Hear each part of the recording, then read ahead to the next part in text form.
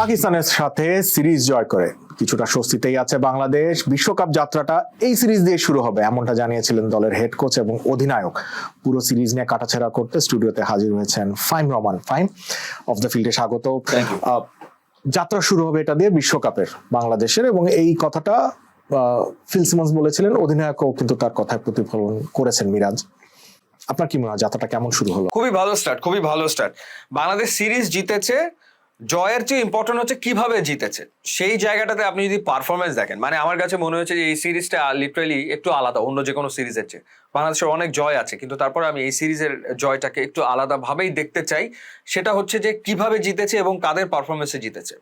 Specially হচ্ছে fast bowling department. এই fast bowling ডিপার্টমেন্টে যে পারফরমেন্স আমরা দেখেছি, স্পেশালি নাহিদ রানা আপনার প্রথম ম্যাচে 5 উইকেট নিল, এরপরে আরেকটা ম্যাচে 3 উইকেট নিয়েছে, ওভারঅল 8 উইকেট নিয়েছে, and he is the highest wicket taker এই সিরিজের।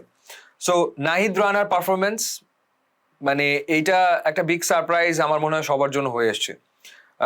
মানে নাহিদ রানা কিন্তু সিনে ওইভাবে করে ছিল না, তো সেই নাহিদ রানা ইনজুরিতেও পড়েছিল, সেখান থেকে সে আবারও ফিট হয়ে যেভাবে করে ন্যাশনাল টিমে পারফর্ম করলো, এইটা এক কথা অ্যামেজিং ছিল।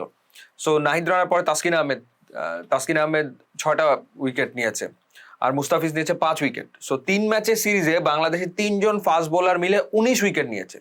সো 3 ম্যাচে 3 ফাস্ট বোলার যে 19 উইকেট নিয়েছে, এটাতেই আসলে বাংলাদেশের সিরিজ জয় নিশ্চিত হয়েছে এই ফাস্ট বোলারদের পারফরমেন্সের কারণেই। এটা আপনি অন্য কোনো সিরিজে পাবেন না। আপনি অন্য যে সিরিজগুলো বাংলাদেশ যেতে, সেখানে দেখবেন স্পিনারদের পারফরমেন্স থাকে, এই সিরিজেও আছে। এই সিরিজেও মেহেদী হাসান মিরাজ 5টা উইকেট নিয়েছে, রিশাদ 4 উইকেট নিয়েছে, কিন্তু significant no left arm spinner, বাহাতি স্পিনার ছাড়া 3 জন ফাস্ট বোলার নিয়ে প্রতিটা ম্যাচ খেলা। তো এইখানেই আসলে একটা চিন্তার পরিবর্তন এসছে, এবং ফাস্ট বোলিং ডিপার্টমেন্ট বাংলাদেশের স্ট্রেংথের জায়গায় পরিণত হয়েছে। সো এটা খুব সিগনিফিক্যান্ট এই সিরিজ।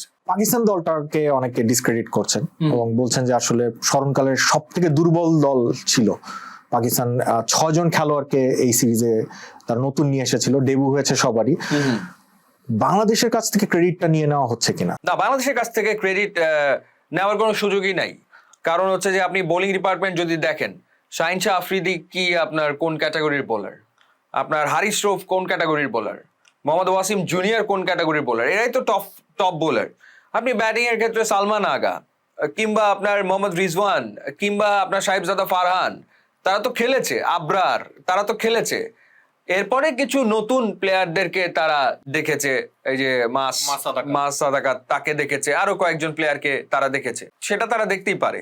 সো এটা আপনি যেটা বললেন যে যেভাবে করে বলা হচ্ছে যে কি সর্বকালের সবচেয়ে দুর্বল পাকিস্তান টিম এইভাবে করে যে বলা হচ্ছে এবং বাংলাদেশের জয়কে ছোট করে দেখা হচ্ছে, সেটাকে এভাবে ছোট করে দেখার কোন রকমের কোন সুযোগ আছে বলে আমার কাছে মনে হয় না। বাংলাদেশ দলের একটা দুশ্চিন্তা কিন্তু থেকেই যাচ্ছে, সেটা হলো সেই মিডল ওভার্স ব্যাটিং, যেটা ওয়ানডেতে এবং বিশ্বকাপের জন্য যেটা আসলে এত বড় একটা বৈশ্বিক আসরে, যেটা খুব গুরুত্বপূর্ণ। এই জায়গাটাতে কি করার রয়েছে? একটা ম্যাচে আমরা কলাপস করলাম, 3 ম্যাচের ভেতরে যে ম্যাচটা আমরা হেরেছি, সেই ম্যাচটাতে আসলে আমাদের মিডল অর্ডারটা খুব বাজে রকম ভাবে আসলে কলাপস করলো।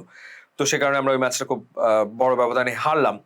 তো মিডল অর্ডারের ক্ষেত্রে আপনি যদি ওভারঅল দেখেন, আমরা সিরিজে Tanzid Hasan Tamim, he is the highest run গেটার, 175 run করেছে, ব্রিলিয়ান্ট একটা সেঞ্চুরি আমরা দেখলাম থার্ড ম্যাচটাতে। সো ওপেনিং এ সে রান পেয়েছে। সাইফ হাসান থার্ড ওয়ানডেতে রান পেয়েছে। মিডল অর্ডারের ক্ষেত্রে হ্যাঁ, তাওহিদ হৃদয় রান করেছে, কিংবা ওখানে আর রয়েছে নাজমুল শান্ত এবং লিটন কুমার দাস। তো এই তো এরপরে গিয়ে হচ্ছে আফিফ হোসেন ধ্রুবকে দিয়ে লেট মিডল অর্ডারটা ট্রাই করে দেখার একটা প্রবণতা বাংলাদেশের টিম ম্যানেজমেন্টের আসলে রয়েছে ওই জায়গাটাতে। সো এই জায়গায় ইমপ্রুভমেন্টের সুযোগ ডেফিনেটলি আছে, এবং বাংলাদেশকে সে ইমপ্রুভ করতে হবে। সামনে নিউজিল্যান্ডের বিপক্ষে বাংলাদেশের সিরিজ। সো নিউজিল্যান্ডের বিপক্ষে আমরা দেখবো যে ওইখানে মিডল অর্ডারের এই জায়গাটাতে টিম ম্যানেজমেন্ট কি প্ল্যান করে এবং সেখান থেকে আসলে কি রেজাল্ট আসে। সো দুর্বলতার জায়গা যদি থেকে থাকে, ইউ পিকড ইট কারেক্টলি, যে বাংলাদেশের মিডল অর্ডারটা, সেখানে আমার মনে হয় যে আরো better performance expected from the middle order batters. বাংলাদেশের আরেকটা সমস্যা, যেটা আমরা এই সিরিজটা নিয়ে কয়েকটা শো করেছে এবং ওখানে অতিথিরা বারবারই প্রসঙ্গটা তুলে এনেছিলেন, সেটা হচ্ছে পুল অফ প্লেয়ার্স। বাংলাদেশে আসলে ঘুরে ফিরে কিন্তু 20-22 জন খেলোয়াড়ই আপনার হাতে রয়েছে, যারা আন্তর্জাতিক লেভেলে পারফর্ম করতে সক্ষম বা আন্তর্জাতিক পর্যায়ে ক্রিকেট খেলে এসেছেন। সৌম্য সরকারের নাম যদি বলি, বা আফিফ হোসেনের আপনি নাম বললেন, লিটন দাস রয়েছেন সার্কিটে, এরা কিন্তু সার্কিটে প্রায় 10 বছর হয়ে গেছে। নতুন খেলোয়াড় আন্তর্জাতিক ক্রিকেটে পারফর্ম করবে, আর্ন করা, এরকম 10-20 জন খেলোয়াড় কিন্তু বাংলাদেশের হাতে নেই। সেক্ষেত্রে ওয়ার্ল্ড কাপের জন্য কি কিছুটা খেলোয়াড় সংকটে ভুগতে পারে কিনা? ওয়ার্ল্ড কাপ প্ল্যান আমার মনে হয় যে বর্তমানে যে কোচিং ইউনিট আছে তারা করে ফেলেছে, কারণ ওয়ার্ল্ড কাপ আর 1 বছর পরে, এই 1 বছরের ভেতরে আসলে এই দলে খুব বেশি পরিবর্তন আনা হবে বলে আমার কাছে মনে হয় না। যে দলটাকে আপনি দেখছেন সেই দলটাই প্রবাবলি খেলবে, এখানে খুব বেশি কারেকশনের সুযোগ নেই বা খুব বেশি নতুন খেলোয়াড় ঢুকবে বলে আমার মনে হয় না। আর এই যে কনসেপ্টটা বাংলাদেশের ক্রিকেটে চালু হয়েছে যে পুল অফ প্লেয়ার্স, আপনি যেটা বলছেন যে 30 জন সর্বোচ্চ, এটা বাংলাদেশের ক্রিকেটে শুরু হয় হাথুরু সিং এর মাধ্যমে। হাথুরু সিং যখন বাংলাদেশে আসে, সে যখন প্রথম দফায় কোচিং করাতে এলো ব্যাক ইন 2015 তখন হচ্ছে এই প্রথম সেটা এই কনসেপ্টের আবির্ভাব হলো বাংলাদেশের ক্রিকেটে। যে তার হাথুরু সিং এর ওই সময়ের ফিলোসফিটা এরকম ছিল যে 4 থেকে 5 বছরের জন্য 25 থেকে 30 প্লেয়ার, এর বাইরে সে যাবে না, এবং এই 30 জন প্লেয়ারই 5 বছর খেলবে। সেই ধারাবাহিকতা এখনো কিন্তু চলমান, এখনো এভাবে করেই চলছে, এখনো ওরকম একটা পুল করে নেওয়া হয় এবং তারপরে আসলে দেখা যায় যে তারাই খেলছে, ঘুরিয়ে ফিরিয়ে খেলানো হয়। যে সৌম্য খেললো এই সিরিজে, আর এক সিরিজে পারভেজ হোসেন ইমন খেললো, এক সিরিজে আফিফ হোসেন ধ্রুব খেললো, আর এক সিরিজে শামীম হোসেন পাটোয়ারি খেললো, এভাবেই রোটেশন চলতে থাকে। সো ঘুরে ফিরে ওই 30 জন, এর বাইরে আসলে যাওয়া হয় না। সো এই ক্ষেত্রে সিলেক্টার্সদের কাজটা অনেক সহজ হয়ে যায়, তাদের আসলে তেমন কোনো কাজই থাকে না। কিন্তু হ্যাঁ, আপনার ধরেন, যেমন আমি একটা উদাহরণ আপনাকে দিতেই পারি, যেমন I was expecting T20 world cup তো বাংলাদেশ খেললো না, কিন্তু দল তো ঘোষণা করা হলো।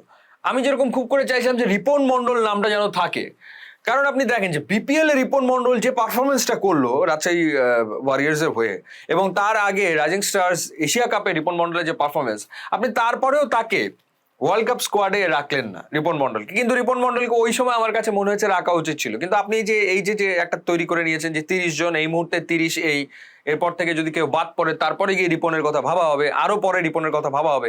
কিন্তু আমার মনে হয় যে ইনফর্ম যে ক্রিকেটারটা থাকে, সেই ক্রিকেটারটাকে সেই সময় তাকে খেলানো উচিত, কারণ সে ওই সময় খুবই ইনফর্ম ক্রিকেটার। মানে ডেথ ওভার বল করে যাচ্ছে রিপন মন্ডল, সেটা আমরা দেখলাম যে ওই রাইজিং স্টার্স এশিয়া কাপেও পরপর 2টা ম্যাচে, বা ওয়ারিয়ার্স এর রাজশাহীর জার্সিতেও বিপিএল এ আমরা দেখলাম যে ডেথ ওভারে এত দুর্দান্ত বল করলো, তারপরেও আপনি রিপনকে রাখলেন না। কারণ হচ্ছে যে ওই যে আপনার ওই 30 জনের ভিতরে সে নাই এই মুহূর্তে, সেখান থেকে বেরিয়ে আসাটা জরুরি আর কি। কেউ যদি ট্রিমেন্ডাস পারফর্ম করে বাংলাদেশ এই টিমের হয়ে, আন্ডার-19 টিমের হয়ে, কিংবা ধরেন ইন্টারন্যাশনাল কোনো টুর্নামেন্টে গিয়ে, তাকে অবশ্যই ন্যাশনাল টিমের বিবেচনা আনা উচিত। বিশ্বকাপের আগে আরেকটা জায়গা নিয়ে বেশ আলোচনা হচ্ছে সোশ্যাল মিডিয়া এবং ক্রিকেট সার্কিটেও, অধিনায়কত্ব। হ্যাঁ, আপনি কি মেহেদী মিরাজকে অধিনায়ক হিসেবে দেখেন বিশ্বকাপে? 2027 ওয়ার্ল্ড কাপে আমার এখনো কিছুটা ডাউট বোধহয় আছে, মানে আমি এখনো ফুললি এই ব্যাপারে কনভিন্সড বোধহয় না। রাইট, মেহেদী হাসান মিরাজ দুর্দান্ত অ্যাজ ওয়ানডে প্লেয়ার, দারুণ প্লেয়ার, কোনো ডাউট এ ব্যাপারে নাই। ক্যাপ্টেন্সিটা করছে, বাট ক্যাপ্টেন্সিতে মেহেদী হাসান মিরাজ যে প্রমাণ করে ফেলেছে অনেক কিছু, এরকম তো কোনো, মানে ধরেন ওরকম তো কোনো ঘটনা এখনো নাই। সিরিজ জিতলো পাকিস্তানের বিপক্ষে, বাংলাদেশ একটা সিরিজ জিতলো, সামনে দেখতে হবে সামনের সিরিজগুলোতে বাংলাদেশ কেমন করে। তখন আসলে মেহেদী হাসান মিরাজের ক্যাপ্টেন্সি নিয়ে উই ক্যান টক, তখনই আমরা আসলে কথা বলতে পারবো যে মেহেদী হাসান মিরাজ কেমন করবে। এখন প্রবলেম হচ্ছে ধরেন এই জায়গাটাতে অপশন যেগুলো থাকে, আমাদের T20 ক্যাপ্টেন হচ্ছে লিটন কুমার দাস, টেস্টের ক্যাপ্টেন হচ্ছে নাজমুল হোসেন শান্ত, তো আপনার অপশন তো এই দুইজনই, লিটন কুমার দাস অথবা হচ্ছে নাজমুল শান্ত। তো সেই ক্ষেত্রে ক্যাপ্টেন্সির ক্ষেত্রে নাজমুল শান্তর আমরা প্রশংসা শুনি, বা লিটন কুমার দাসেরও প্রশংসা শুনি। প্রশংসা শুনি মানে যে তারা রেজাল্ট আনছে, লিটন কুমার দাস নিশ্চিতভাবে রেজাল্ট এনেছে T20 ফরম্যাটে, তো তাদের কথা আমরা শুনি। মেহেদী হাসান মিরাজকে ডেফিনেটলি আমার মনে হয় যে পরীক্ষার ভেতর থেকে যেতে হবে। মিরাজকে নিয়ে আরেকটা সন্দেহ তৈরি হচ্ছে, সেটা হচ্ছে তার ভূমিকাটা দলে। তাকে মাঝখানে ব্যাটিং অলরাউন্ডার বা জেনুইন অলরাউন্ডার হিসেবে বাংলাদেশ চেষ্টা করেছিল, ওপরে প্রমোট করে সেঞ্চুরিও করেছেন এশিয়া কাপ। এখন তার ব্যাটিং অর্ডারটা অনেক নিচে। আসলে বাংলাদেশ দল মিরাজের কাছ থেকে চাচ্ছেটা কি? আপনি যে এই কথাটা বললেন, 2023 ওয়ানডে ওয়ার্ল্ড কাপ ইন্ডিয়াতে যেটা হলো, পুরা ব্যাটিং লাইন আপটা এলোমেলো হয়ে গিয়েছিল। কারণ ছিল যে ঠিক তার আগে এশিয়া কাপে মেহেদী হাসান মিরাজ ব্যাটিং অর্ডারে প্রমোশন পেয়ে সেঞ্চুরি করেছিল, এবং সেই সেঞ্চুরি করার পর পুরা 2023 ওয়ানডে ওয়ার্ল্ড কাপে আমরা 9টা ম্যাচ খেলেছিলাম, ম্যাচ জিতেছি 2টা, 7টা ম্যাচ হেরেছি।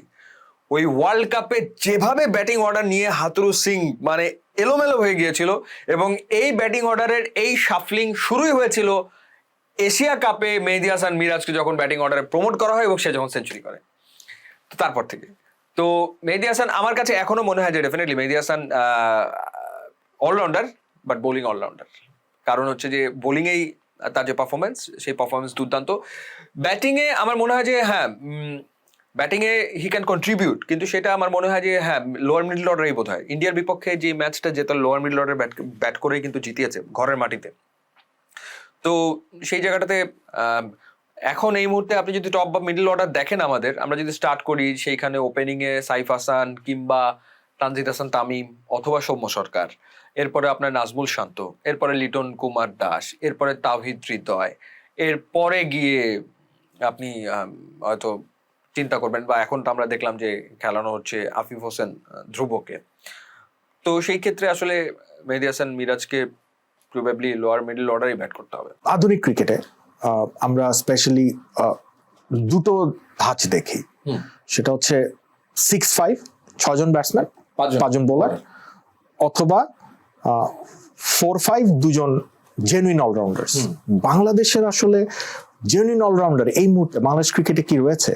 গ্যাপটা কি থাকছে না? না, অবশ্যই সাকিব আল হাসান না থাকাটা তো আপনাকে তো প্রতি মুহূর্তেই এই প্রশ্নের মুখে ফেলে যে জেনুইন অলরাউন্ডার কে। মানে সাকিব আল হাসান থাকা অবস্থায় হি ওয়াজ দ্য ম্যান, যে জেনুইন অলরাউন্ডার এবং ব্যাটে বলে কন্ট্রিবিউট করছে। এখন মেহেদী হাসান মিরাজ বোলিং অলরাউন্ডার। একটু যদি আপনাকে মনে করিয়ে দিই, সাইফুদ্দিনকে নিয়ে অনেক এক্সপেরিমেন্ট করেছিল বাংলাদেশ ক্রিকেট, যে তাকে একজন জেনুইন অলরাউন্ডার হিসেবে দলে কোনোভাবে জায়গা করা যায় কিনা। তিনি সেই রোলটা আসলে হয়তো ভারটা অনেক বেশি হয়ে গিয়েছিল তার জন্য। হ্যাঁ, পেস বোলিং অলরাউন্ডার হিসেবে আসলে সাইফুদ্দিনকে চিন্তা করা হয়েছে। মেহেদী হাসান মিরাজ অলরাউন্ডার হিসেবেই খেলছেন, অলরাউন্ডার রোলেই তিনি রয়েছেন।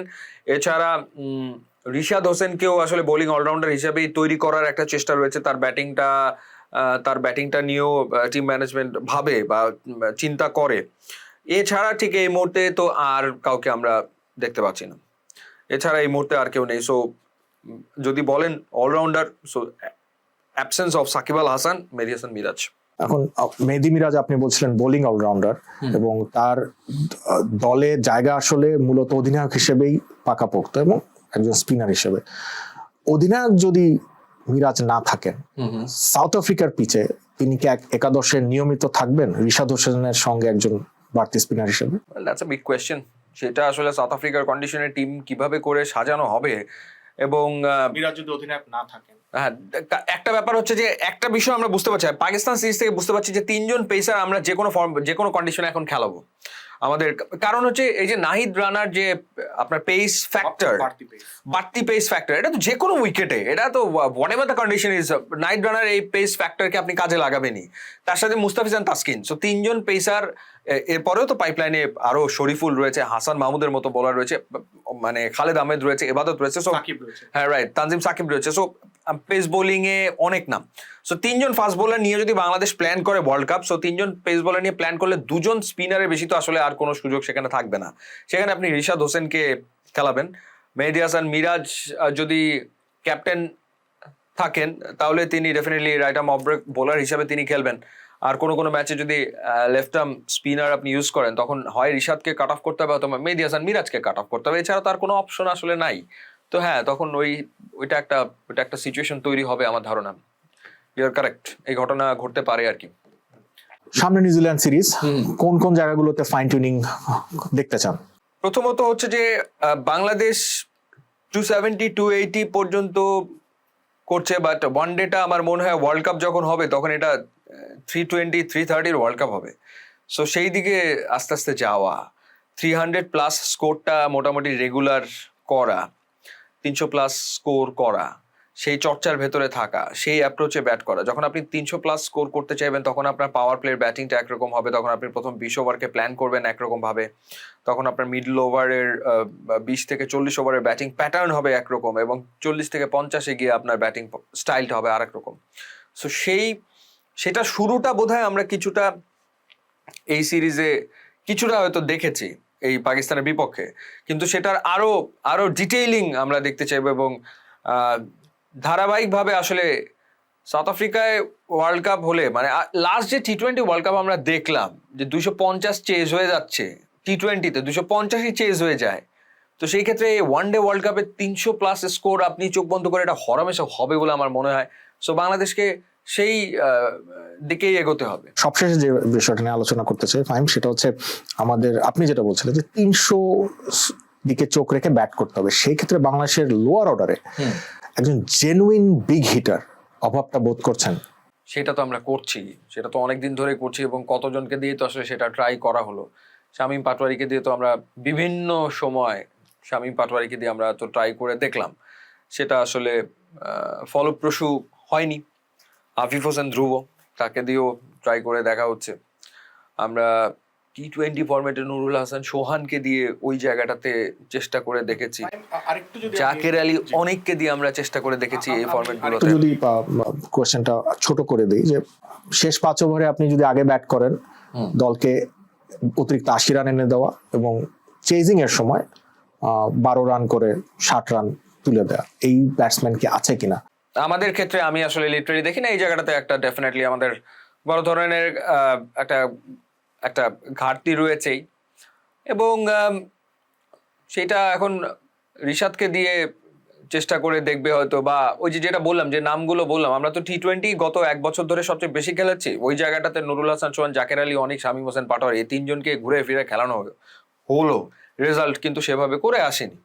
তো ওয়ানডেতেও একই কিন্তু অবস্থা। তো আপনি এদেরকে ঘুরে ফিরে খেলবেন, সাথে যোগ হয়েছে আফিফ হোসেন ধ্রুব, এই তো। সো তারপরেও আপনি যেটা বললেন যে ধরেন শেষ 5 ওভারে 80 রান করতে হবে, এটা ডিফিকাল্ট, মানে এটা অ্যাচিভ করার মতো নির্ভর করা যায় এরকম আসলে নাম খুঁজে পাওয়াটা মুশকিল। কোনোদিন ক্লিক করে গেলে, শামীম পাটোয়ারি একদিন ক্লিক করে গেল, ওই দিন খেলে ফেললো, কিন্তু ধরেন 10টা ম্যাচের ভেতরে 7টায় জেতাবে এইরকম 2-3জন পাওয়া মুশকিল। ফাহিম, অসংখ্য ধন্যবাদ আপনাকে। Thank you.